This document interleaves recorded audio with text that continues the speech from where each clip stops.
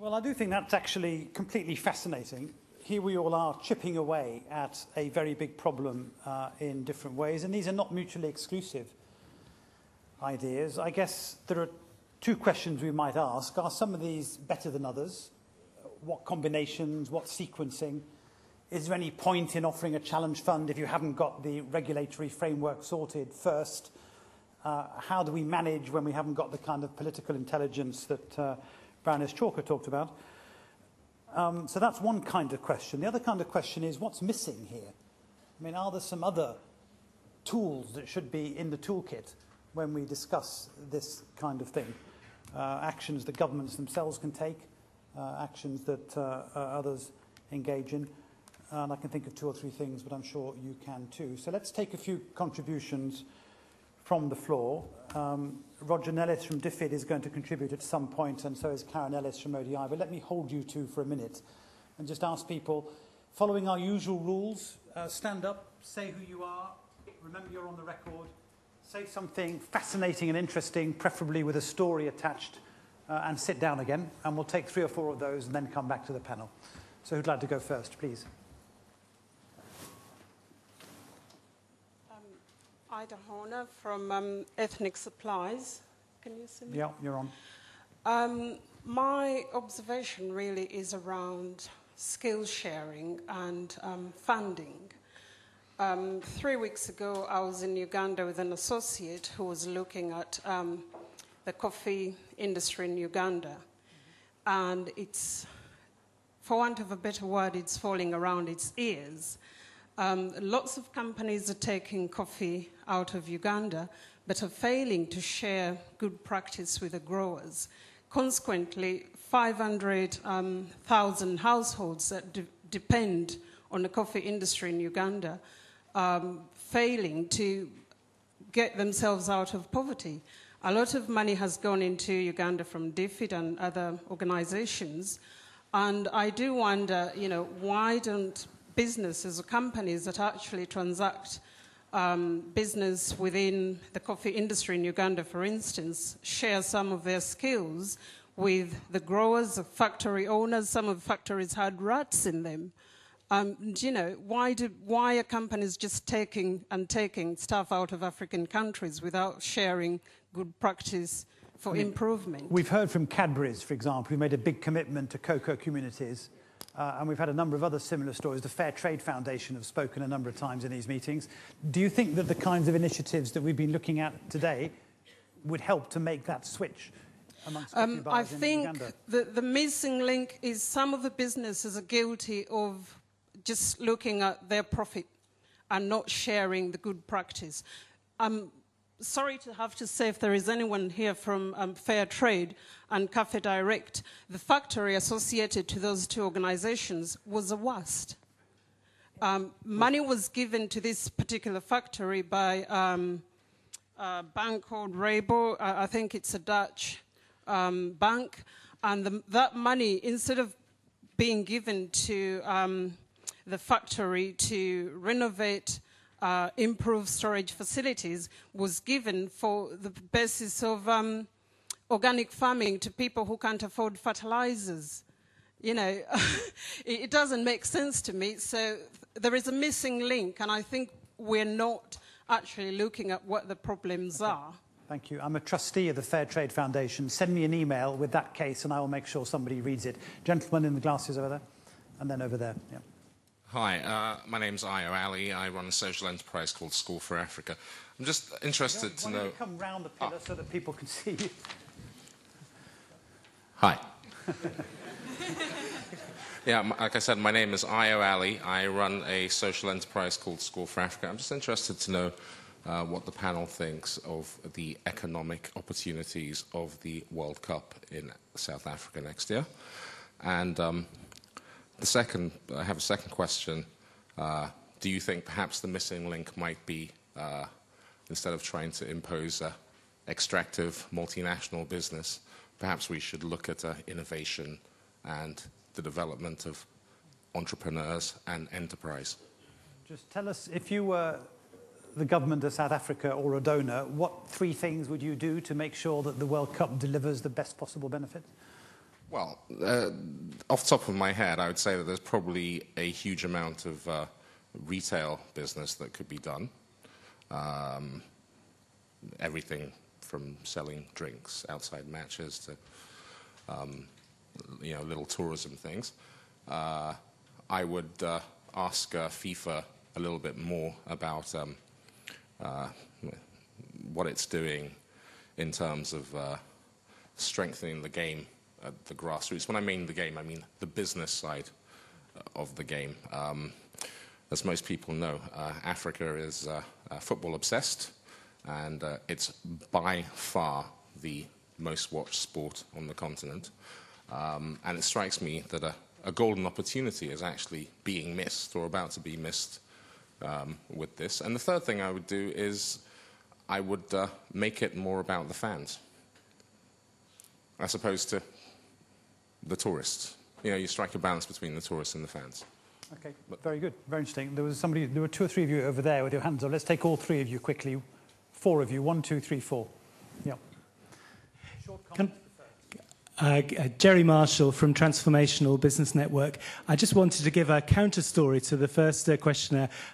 Maybe Linda Chalke was referring to John Maguire when she was talking earlier, I don't know.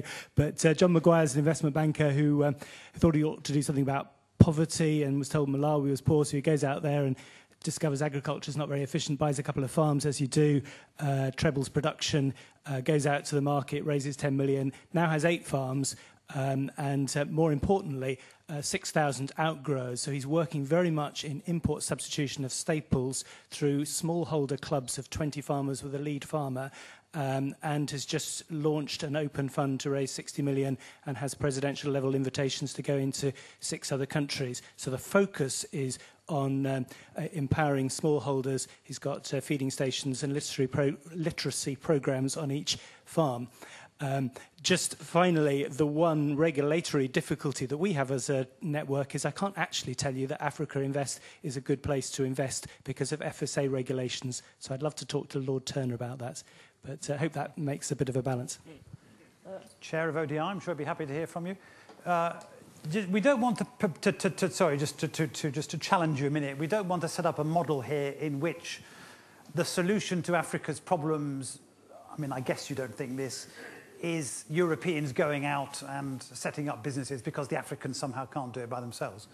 No, I think this is very much working with the focus, as I say, is the smallholders, enabling them to grow crops. The farms are trial and testing stations rather than production units themselves. But there is some assistance in international marketing and in providing inputs, which is and introducing new cash crops, which raise $1,000 a year for the smallholders. But the focus is on the smallholders.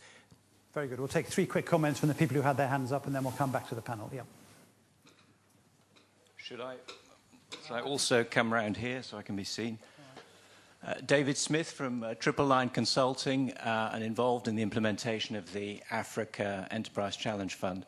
Just a comment and maybe a question for Sunil on what he was saying. I agree with most of what you were saying in terms of what the AECF is now about, focusing on outcomes, targeting in certain activities. But one thing concerned me slightly is the fact that the ACF is $50 million over 3 years. It's a tiny drop in the ocean. It's not a poverty reduction instrument as such. And I'm slightly concerned with the fact that there was this emphasis on leverage and emphasis on tipping the balance. That is true, but what really matters is, I think, as Baroness Chalke said, is what impact have these projects had? What was their baseline? What have we seen happening in these businesses that we can learn from? There isn't enough emphasis on these challenge funds, on actually learning from them, on actually monitoring the impact. There's too much saying, oh, it's a very cost-effective instrument for supporting business in development. So I'd like to see more emphasis on measurement of impact, more emphasis on learning from them. They won't reduce poverty as such, but we can learn from them, and the impacts, therefore, could be very high. Thank you. Sunil did have a bullet on outcomes, and I'm sure he'll come back to that. There was a gentleman along from you. Was it you who had your hand up? And then one behind.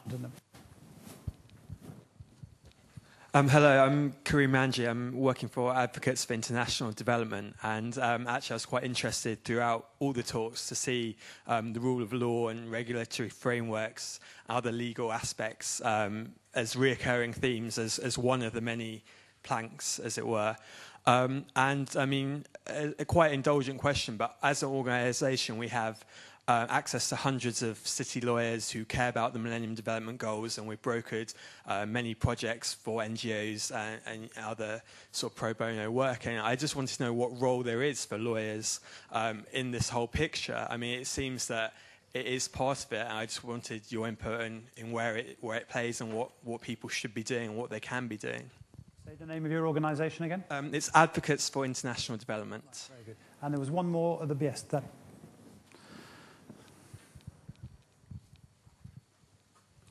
Thanks. Michael Jarvis, a private sector specialist at the World Bank. I was picking up on, in terms of this whole investment climate agenda, Edward addressed it specifically at one point around anti-corruption and this good governance component. And it strikes me in all these investments, this is a key part. I just wonder within the panelists' work how much they explicitly address that and what protections are put in place. And what I've been encouraged about, we have a project working on private sector action for good governance, and we did an event 2 weeks ago and had coalitions that are local businesses from Africa, from Ghana, from Malawi, from Nigeria, that are coming together to take a stance against corruption and bring that agenda to the governments. And I wondered how much from the investment community side and in ICF and others we can put those types of protections in place. Okay, just the World Bank, I can't now remember, were you partners in the investment climate facility? The IFC is, so our the IFC private sector arm is, yeah. And do you have challenge funds of this kind? And do you think that, I mean, do you have any evaluation evidence on whether they deliver the outcomes that the other questioner was asking? We're very interested in tracking those outcomes. I'm not sure we've got more conclusive answers either yet. But okay. I think that's the big shift, is moving from outputs to outcomes. And on the investment climate side, you know, with our doing business report, there's a lot of tracking of data. But I think the next challenge is to see the implications in terms of local business growth, and it's going beyond the indicators to the impacts on people's lives, and I'm not sure we're there yet either. So. Okay, thank you. Let me call Roger Nellis briefly. We had the launch of the private sector strategy by Mike Foster right at the beginning of the stories, talking about access, about making markets work, and about building partnerships with business. You've been to a number of the meetings, so presumably you've heard some things. Are they consistent? Are they different? And how do you take this discussion forward, for example, in the white paper? Thank you, Simon. Those are some telling questions. I was actually asked to come and give some personal reflections on the perspective from DFID of the Investment Climate Facility. So if I can try and do both in 2 or 3 minutes, let's see. Of course, DFID has been associated with the Investment Climate Facility since its inception, as both Baroness Chalke and Ed Bickham know. I have 7 points I would like to make. I think the first one is that it takes time to establish a fully operational multi-stakeholder initiative like the ICF. Ed had a slide there that showed there were 17 partners, and of course in addition to those formal funding partners, there are African governments and African institutions and other African bodies associated with it. And although it was officially mooted in the 2005 Commission for Africa report, the proposal for the ICF actually was probably a year earlier from people like Hugh and others that had this idea that they thought should come to fruition. So that was actually 3.5 years until the ICF became fully established, fully operational in mid-2007. Then, of course, it takes time to identify the niche and the program complementarities. This was an important aspect of the ICF design, that it shouldn't duplicate or overlap existing initiatives. It should complement other donor and other entity initiatives on the investment climate. But identifying the niche in practice, identifying those program complementarities, that is a considerable challenge, and particularly framing projects that are going to add value, are going to be replicable, scalable, and will be inevitably of increasing size and complexity, as Ed was talking about. I think also another realization has been the fact that it takes time to build the task forces. It takes time to build the local coalitions of stakeholders that necessarily must drive these investment climate interventions forward. And so overall, we're saying investment climate reforms do take time. A large part of this, it's not mechanical, it's about winning the hearts and minds of people in Africa and others that want to carry forward this agenda. And so often there are not quick wins. Sometimes there are, and that is part of the challenge for the ICF, and indeed for other facilities like the Challenge Funds. But often there are not quick wins. It's a hard slog, it takes time. And I think in that sense, to have set a 7-year time frame for the ICF, it was quite a bold move. The agenda is clearly going to go on in different ways after the formal 7 years of the ICF have come to an end. So I think one of the implications for the funders, both donors and companies, of these facts that I have just been talking about is that there has been a relatively slow expenditure profile. The time that it takes to get these processes underway means that the profile builds up slowly. And then reality, I think we're coming to appreciate, and some certainly appreciated it earlier, that investment climate reform of the sort of thing that the ICF does, it's not building infrastructure, it is not investing in commercial enterprises, it's regulatory and policy reforms, and that of itself is not a hugely monetary expensive exercise, but it is time and labor intensive. So 3 other points, personal observations based upon my association with the ICF over the last 4 or so years. The first is that donors and corporates are working together to contribute 2 things by way of process. First of all is obviously the money, and Ed referred to the $175 million or so of pledges that have been made. But secondly, there is a volunteer we're voluntarily putting forward, offering up some of our professional expertise, experience, and time. And that is it's in 4 ways. One is that some of the donors have seconded experts to the ICF management. Others, and particularly the private sector, are offering professional time, particularly for getting the task forces up and running and engaging in what Edward called the Technical Advisory Committee. Thirdly, it's really drawing on our networks and contacts.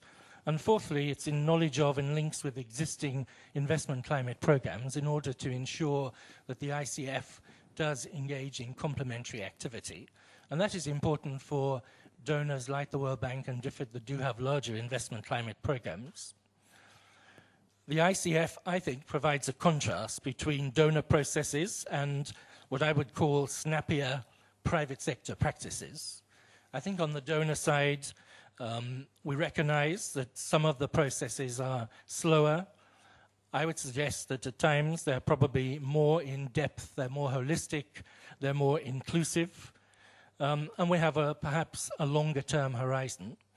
By contrast, the private sector is driven by what I call snappier characteristics. And the ICF was actually established to be run on private sector lines. And I think from a donor standpoint, it is interesting for us to sit back and look at the private sector management style. It's a refreshing style for donors.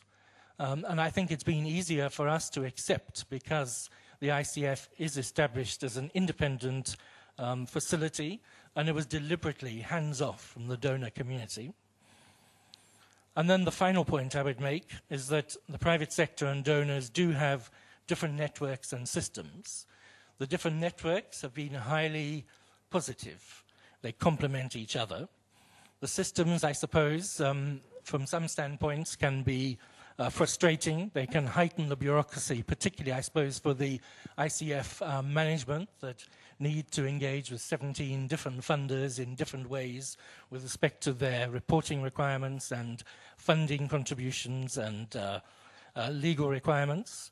But I think also as a personal observation from having been on the Technical Advisory Committee of the ICF now, alongside Ed and 15 others for the last 2 or 3 years, I think we have much in common. The donors and the private sector do have much in common.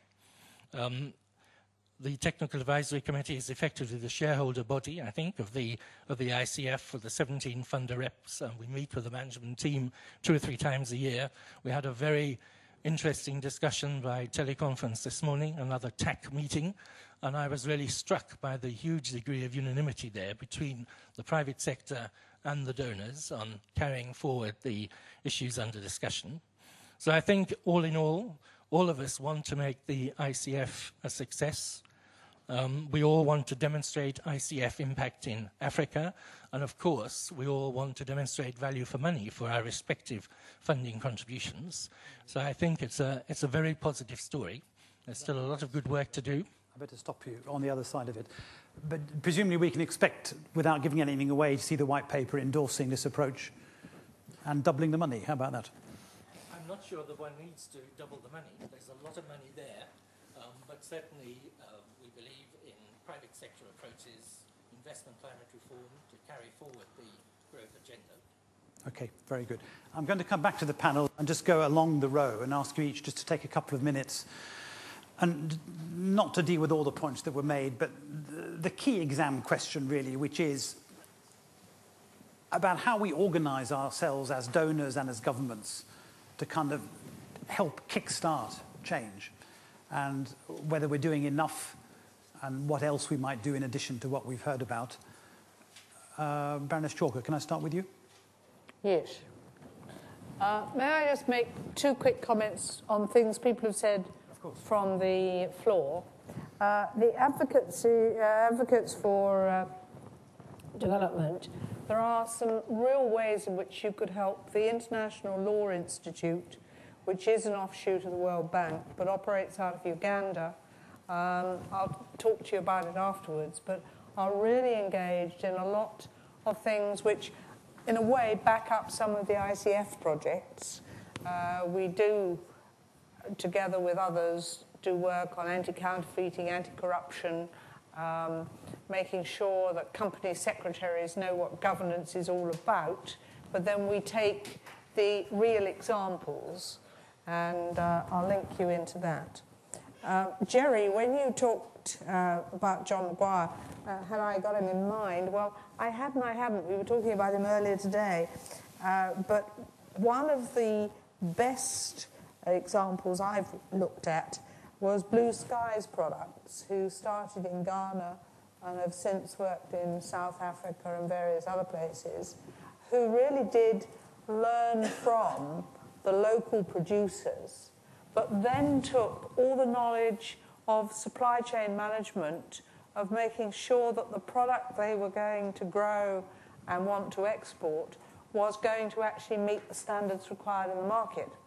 And one of the good examples there, which I'll come back to Ida on this, they got the buyers in Marks and Spencer's and other companies in this country to go out and look at the projects.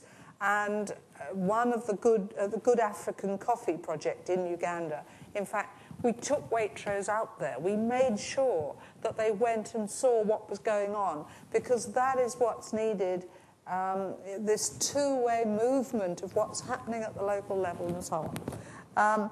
A lot of other things I could say to Mike Jarvis and others, but let me come to your question, Simon, otherwise I should be out of the brownies. Do we organise ourselves as donors and governments effectively? I don't think we do enough listening to the expertise that often exists in the developing country.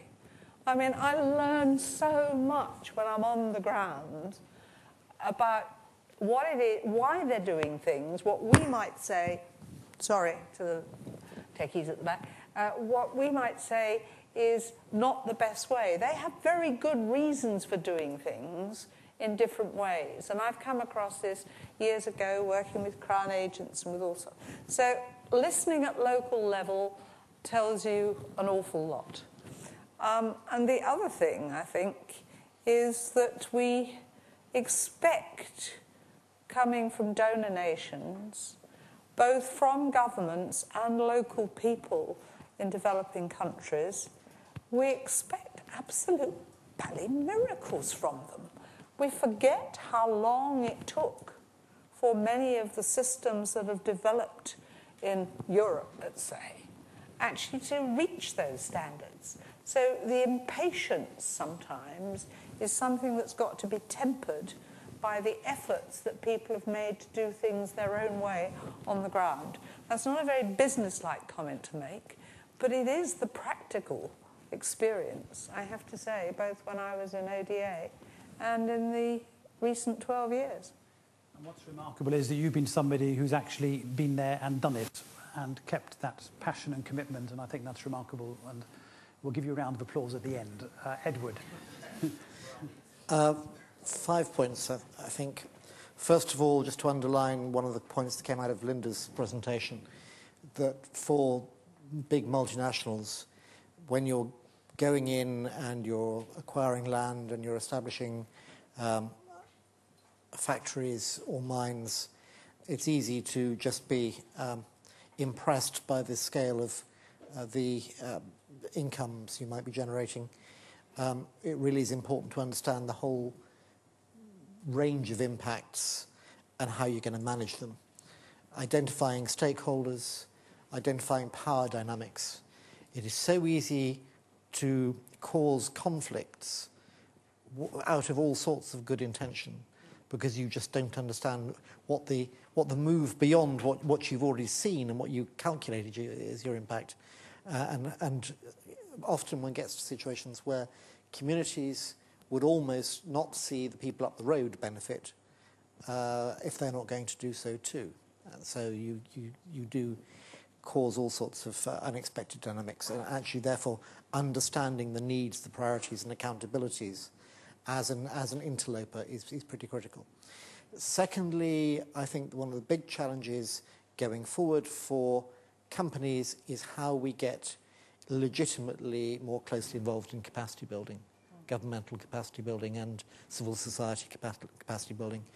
It is very difficult in many situations for us as a big dominant local employer to avoid becoming the provider of last resort in education and health.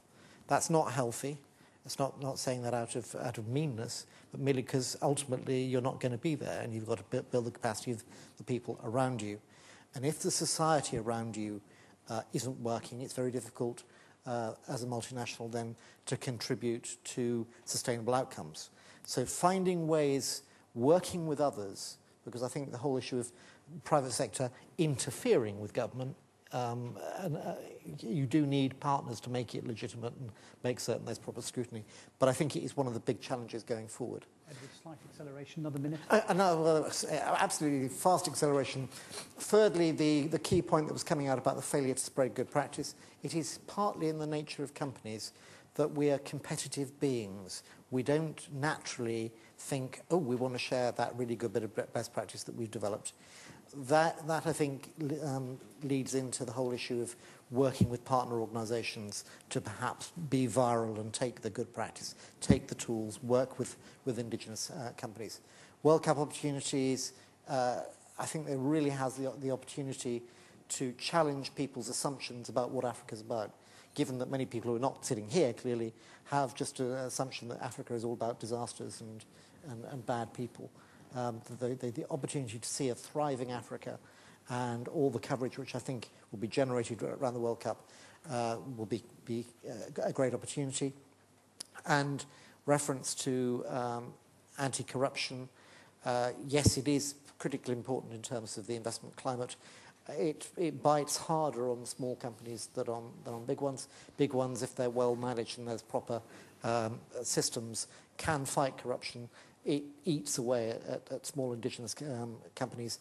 Therefore, I think we should be seeing much more in the way of business coalitions attacking corruption working with Transparency International in my own industry that I work in, the mining extractive industries Transparency Initiative, working sometimes not easily, but with civil society and governments in holding us all to account, I think is one of the ways forward. Very good, thank you. Sorry to rush you a little, Sunil. Just before you start, just Vodafone, I mean, do they need to be convinced next time, you know, having seen how, with a bit of adventure, they can completely change a business model, then presumably then the fund is out of business because next time the Vodafone board will see how sensible it is to be risk takers. Is that how it works? I wish I could be that confident. I mean, I think that, you know, even within Vodafone, the fact is that, you know, most big companies like Vodafone has got bigger fish to fry. You know, they're thinking about, you know, do we go into Nigeria or not? You know, which is a far bigger decision than, you know, do we have mobile money? You know, so I think that, you know, I don't think you are going to get behavioral change just by one example, but I think that there is some change happening. They did empower this guy to go and set up his own business unit and have a go, and you know, this he was very entrepreneurial, he was very innovative, and maybe he'll come up with some more ideas. So, I don't know about that. I just think, you know, I'd like to just sort of make a couple of points. One is in answer to David Smith's thing. You know, this is not a poverty reduction instrument. We should not be looking at leverage, and you know, it's a drop in the ocean. Yeah, I completely agree. I don't think it's the answer to poverty reduction. You know, it's a tool for changing behavior, and if you get, you know, replication, new ideas coming through, lots more of it, you might get to change the way business is thinking about what its priorities should be in terms of innovating and arranging its business models to be more beneficial, both for itself and for the people whose footprint it claims to have in mind, you know. So I think that it isn't a poverty reduction instrument, and I think probably that's my first answer to what you posed, Simon, as a question, is what is missing? But I'll tell you one thing that is, I think, a danger, and this is beset development, I think, from the word go, is looking for silver bullets. There is no single answer. You know, in some countries, it is the investment climate that's the problem. In others, it's not the investment climate that's a problem. You know, if you go to the Caribbean, most of them rank very highly in the DB index, and there's been no growth for 25 years. You know, so I think the first thing to say is there is no magic bullet. It's horses for courses, and of course, the real answer to all our problems is if a good social contract develops in that country between government, between the business community, and between civil society. And in some ways or the other, what we really need to do is to get more and more of these instruments to start to do that they become ways of them to engage and engage constructively, you know. I mean, I think, for instance, one of the things that DFID has looked at is the making markets work for the poor approach. Now, I mean, whatever its merit as an approach or whatever the other, the great thing with it is that it works well when it empowers people in the public sector and private sector to get together and say, we're going to make this industry work, and you find the right credible, capable people, and they take ownership and they go forward, then I think you've got a chance of making it happen. Very good, thank you. Darian, 2 sentences or 3? Can I have 3?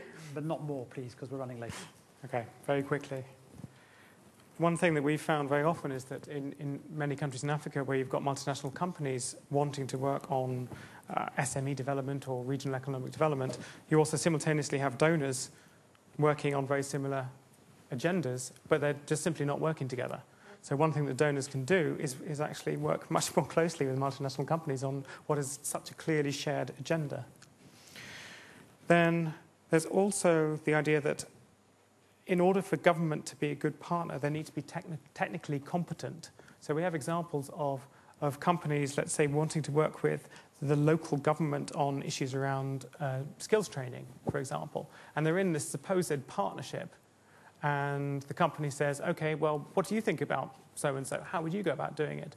And there isn't anyone who can actually answer that question. They go, oh, we don't really know. Well, we'll just leave that to you. So there isn't actually a true partnership unless all the partners are sufficiently capacitated to be real partners. So at the same time as wanting to build partnering capacity, you have to build the governmental capacity even to do its own job. Okay. And the third one, just very quickly, is about building capacity to partner. Partnering isn't easy. It requires a particular skill set and a mindset. And donors could put in place training programs working with government, with business, to really build their ability to partner more effectively together and build up almost a cadre of partnership facilitators or partnership brokers who can really make these partnerships happen. I still want IBLF to do us a source book of stories about successful partnerships, which we've never quite managed to do in all this time we've been doing the partnerships, but actually really good stories that we could put on the website would be fantastic. I want Karen to have the last word because I wanted you to say something about how this links into wider industrial and competition policy, which is a big topic, I think. But in just a couple of minutes, if you wouldn't mind. There's a microphone somewhere? Here. Thank you. Yeah, we've been hearing today about how closer cooperation between business and government can improve development impacts, which is obviously very positive. But there are also many examples where the relationship between business and government is too close, is unhealthily close. In some countries, business and government are the same people, or at least in the same family. In other countries, it's more about a mutually beneficial relationship that's built up between certain big businesses and government. So, for example, one big business might be making a lot of profit, which it effectively shares with the government either through very high tax revenue or through less transparent kinds of payments. And in return, the government allows that business to proceed without much competition. It protects it from competition. So this is quite common, we've found in fieldwork. So this can be a huge barrier for other businesses that want to enter and compete in a market. And it also raises quite difficult questions and challenges for these businesses when they enter new markets, because they need to decide how they want to engage with government, what they're willing to do to be part of that market. It also presents opportunities for businesses to help to build better practice, improve governance and transparency in developing countries by the way that they do business. And that's where there's a role for the sorts of transparency initiatives that a couple of people have mentioned, I think. So we just wanted to flag this up because this is an area that we will be discussing in the meeting in September in this series on business, politics and power. So we just wanted to flag that up. Okay. Thank you. Thank you. I want to leave you with one challenge, and then we're going to stop when there's a reception, I think. What is interesting about this whole topic over the last months is that it is a part, and in some ways a very specialised part, of a debate that is completely convulsing the whole of the development studies world. The latest industrial development report from UNIDO says the only source of explosive growth and explosive employment in the world is manufacturing. I don't know whether you think that's debatable or not, but say it were true, the world of manufacturing is being completely revolutionized through clusters, through the breaking down of supply chains so that nobody makes CD players. People make the spindle, or they make the casing, or they make the electronic chip. And the question of how countries become part of the new manufacturing in a new global economy, and particularly what happens to latecomers who have not yet got clusters, is absolutely central to industrial development policy and shapes the environment in which these initiatives we've been talking about have to fit. I've just edited for Development Policy Review, the ODI published journal, a debate between Justin Lin, who's the chief economist of the World Bank, and Ha-Joon Chang from Cambridge about whether or not it is possible to have industrial development without protective barriers, and what those protective barriers should be, and what kind of industrial policy you need in order to produce, for example, the Nokias of the future. Nokia started as a Wellington boot company and made losses for many years and was protected and nurtured to become a global telecommunications player. What I want to say to you is I think it's really important as we discuss these new ways of fermenting business interest and developing new partnerships in all the ways we've discussed, which are admirable and important, is that we don't lose sight of what is happening in the bigger picture in countries. And in the end, it's going to be country policy and country development trajectories that will shape what multinationals are able to do. So later on in the series, we want to come back to these issues of industrial policy and competition policy and locate this in the wider context. And I think we'll find new opportunities for businesses to contribute in ways we haven't yet quite thought of. But today's been a magnificent session, I think. I mean, these are really good, practical people engaging with really good, practical programs, partnering, challenge funds, the politics of it, and the investment climate. I think I've learned a lot. I'm sure you have. I'd like to thank you all for coming, welcome you to what I think we have a reception, do we, Zahid, afterwards? And please join me in thanking all the speakers from around the floor and the platform.